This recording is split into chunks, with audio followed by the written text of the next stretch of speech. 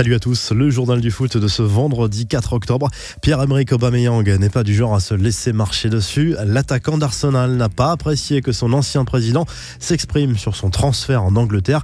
Le patron de Dortmund avait critiqué son choix de carrière dans la presse allemande. Il est très content quand il regarde son compte en banque, mais il regarde la Ligue des Champions à la télé, avait lâché le président du BVB. Réponse sur Twitter d'Aubameyang: il vaut mieux pour vous que je ne dise pas pourquoi j'ai vraiment quitté Dortmund. Vous êtes vraiment un clown. Je me souviens quand vous aviez dit que vous ne vendriez jamais Ousmane Dembélé, et puis quand vous avez vu plus de 100 millions d'euros, vous avez été le premier à prendre l'argent, a écrit le buteur gabonais. Après la correction infligée par le Bayern Munich cette semaine en Ligue des Champions, Mauricio Pochettino fait partie des entraîneurs les plus menacés dans les grands clubs européens.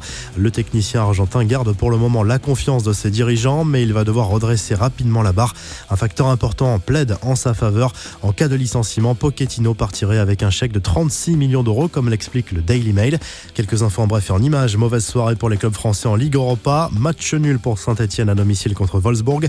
Rennes a perdu sur la pelouse de la Lazio Rome de Busan. Le FC Séville et Arsenal ont gagné à domicile. Manchester United n'a pu faire mieux que match nul à Alkmaar. Les Red Devils n'ont plus gagné depuis 10 matchs, du jamais vu depuis 30 ans. Ça va mal pour Ole Gunnar Solskjaer. Terrible nouvelle pour le monde du football. L'attaquant international nigérian Isaac Promise, 31 ans, est mort. L'information a été confirmée par son club américain, l'Austin Bolt Football Club. Selon la chaîne Fox Sports, il aurait été victime d'un arrêt cardiaque. Absent lors du dernier rassemblement, Kylian Mbappé a été rappelé par Didier Deschamps en équipe de France pour les 2 prochains matchs de qualification pour l'Euro 2020 en Islande et contre la Turquie. N'Golo Kanté, Steve Mandanda et Presnel Kimpembe sont là aussi. L'UEFA a dévoilé l'équipe type de la deuxième journée disputée mardi et mercredi en Ligue des Champions. Une formation un peu déséquilibrée et ultra offensive avec Gnabry, Salah, Firmino et Lewandowski notamment. Le Parisien Thomas Meunier est dans l'équipe type. Karim Benzema, star du numéro automne-hiver 2019 de Vogue Man Arabia.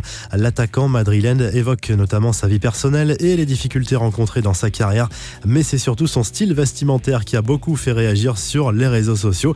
Claudio Marchisio raccroche les crampons. Les blessures à répétition ont poussé l'ancien milieu de terrain de la Juve à prendre sa retraite à l'âge de 33 ans. Et la jeunesse au pouvoir à l'OM, André Villas-Boas confirme qu'il fait confiance au centre de formation pour renforcer l'équipe première. Le groupe pour le déplacement à Amiens est étoffé par de nombreux minots, dont Perrin, Chabrol, Liadji et Ake, du jamais vu à l'OM depuis le passage de Marcelo Bielsa. La revue de presse, le journal L'Équipe évoque l'arrivée de Claude Puel sur le banc de l'AS Saint-Etienne.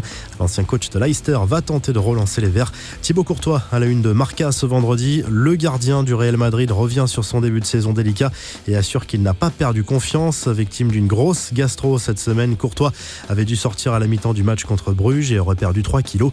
Le quotidien Sport évoque de son côté l'incroyable efficacité du duo Messi-Suarez. L'Argentin et l'Uruguayen portent le Barça depuis plusieurs années maintenant et leur complicité a été décisive cette semaine contre l'Inter Milan. En Italie, la Gazette dello Sport fait sa une sur le choc à venir entre l'Inter et la Juve. Les 2 équipes favorites pour le titre en Serie A se retrouveront dimanche soir à San Siro. Vous retrouvez toute l'actu foot sur topmercato.com, l'appli Top Mercato, et à très vite pour un nouveau journal du foot.